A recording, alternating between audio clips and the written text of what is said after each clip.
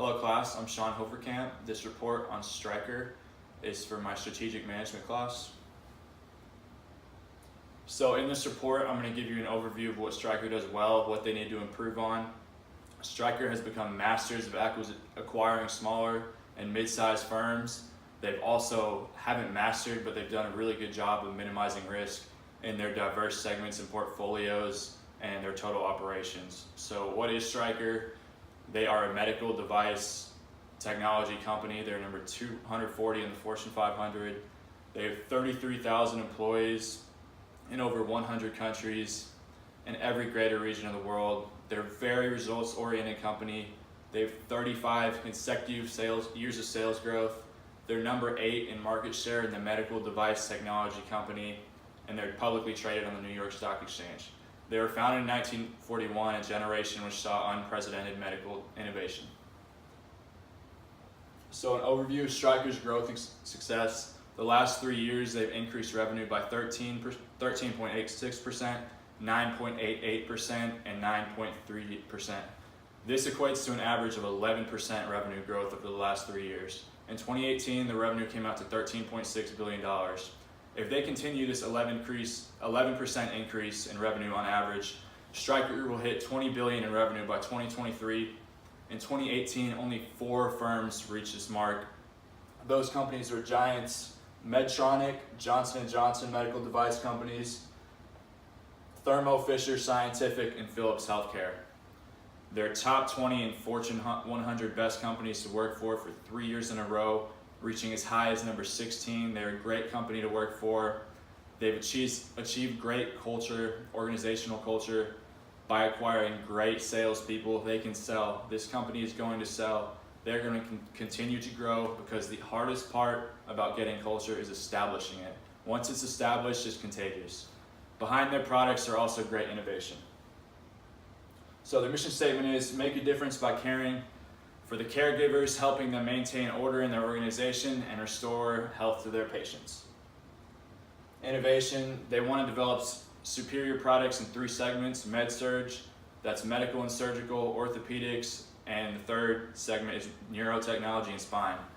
So superior competitive advantage in acquiring small to mid-sized firms to lower their research and development costs. So Stryker just buys these companies, acquires them in the form of patents or equity, so they don't have to spend as much on research and development, and they can invest that money into other parts of the company.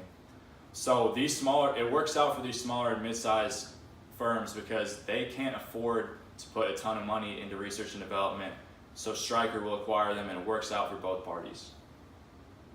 So the 3 segments, as I said: orthopedics, med-surg, and neurotechnology and spine. There's 4 portfolios in each of orthopedics and med-surg, and then there's 2 in neurotechnology and spine. Obviously those 2, neurotechnology accounts for 2/3 of that, spine accounts for 1/3, which equates to about 6%. Orthopedics and med-surg both have 4 portfolios that are very balanced. So the more balanced, the more you reduce the risk. So we're going to go over the problems that Stryker has, external and internal. A lot of these problems are out of their control. The external problems we have are the medical device tax, which is a part of the healthcare reform, and also FDA regulations. The internal we're going to go over are research and development and the geographic concentration on the USA. So to understand the medical device tax, we have to understand the ongoing healthcare reform going on in our country. So the Affordable Care Act, also known as Obamacare, gave nearly 25 million Americans health care from 2010 to 2018. Believe it or not, the government does not actually produce money, so these 25 million Americans that are being insured were paid for in the form of taxation by healthcare providers, higher income families, and corporations. This 2.3 medical device tax would bring in nearly between $20 to $30 billion every single year. The tax has actually been suspended twice, so it's never been set in the marketplace, but still there's a huge looming threat that it could be into the marketplace eventually, which would lead to billions in lost profits for these companies, especially Stryker. Stryker will use these gains, assuming the tax isn't put into place, to innovate, acquire, and grow. They must constantly be aware of the volatility of the healthcare debate and be aware of all outcomes. If they fail to do so, their strengths could quickly turn into weaknesses with such regulation in the industry. and they have to adapt. So to understand Obamacare and subsidized healthcare, in the form of Obamacare, premiums have increased 6 years in a row. Middle-class families are being squeezed at Obamacare. It's increasing most among those making more than $47,000 and a family of 4 earning $97,000, which is the majority of our country. The Trump administration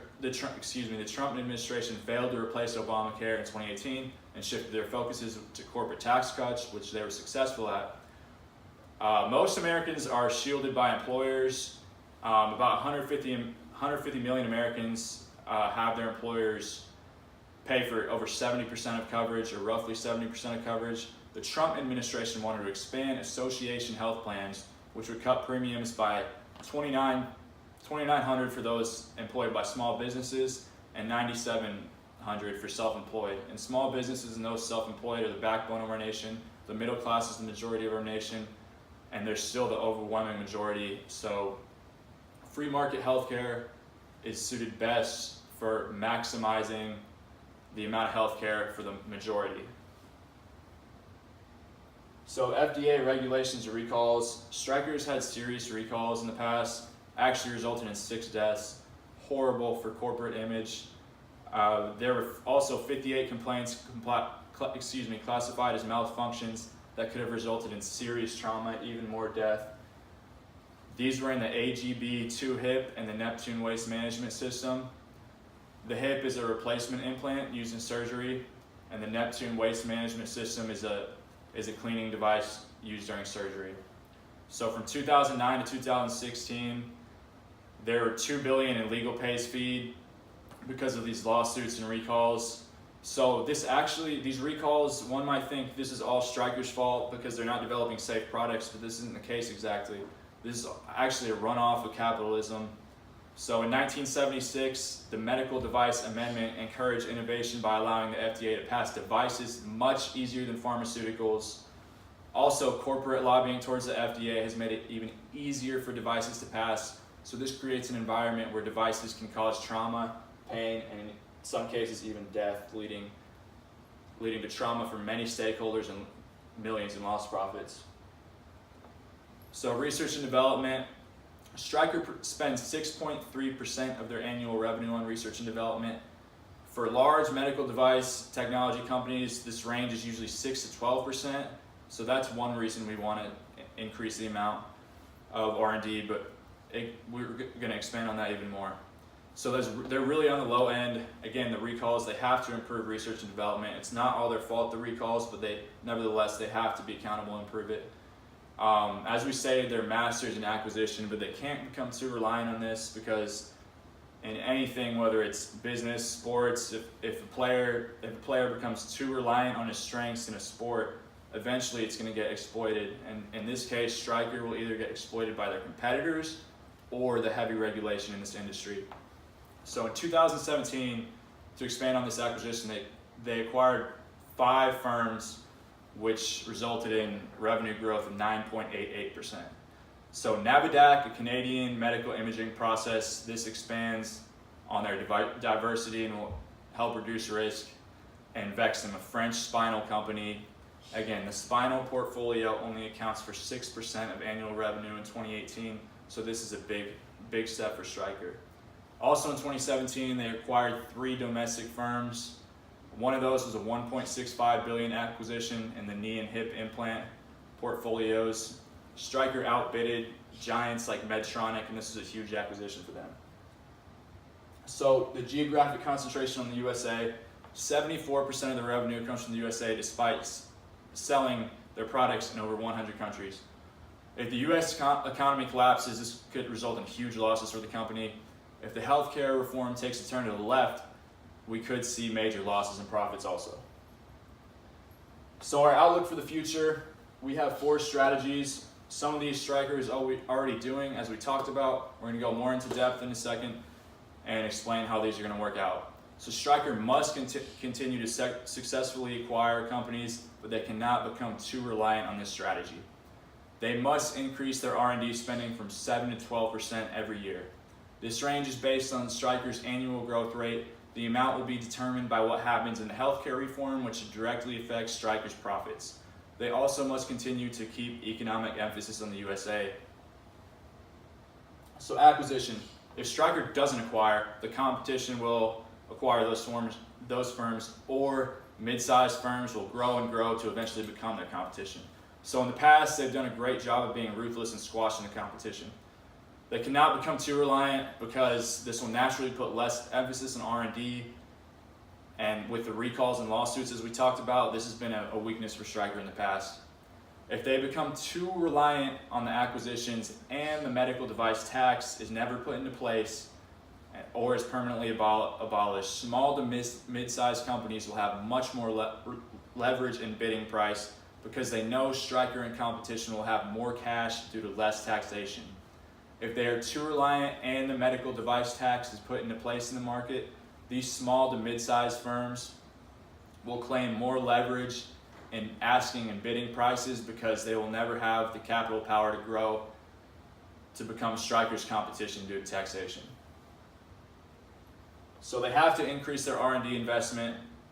This will help ensure top innovation and safety, which will combat these recalls. Increasing R&D will balance their emphasis on acquisition and minimize the risk that comes with becoming too reliant on one innovation strategy. So how much should Stryker increase R&D? So R&D spending increased from $625 million to $715 million to $787 million to $862 million in the past 3 years. And as we talked about earlier, the revenue grew an average in this 3-year span of 11%.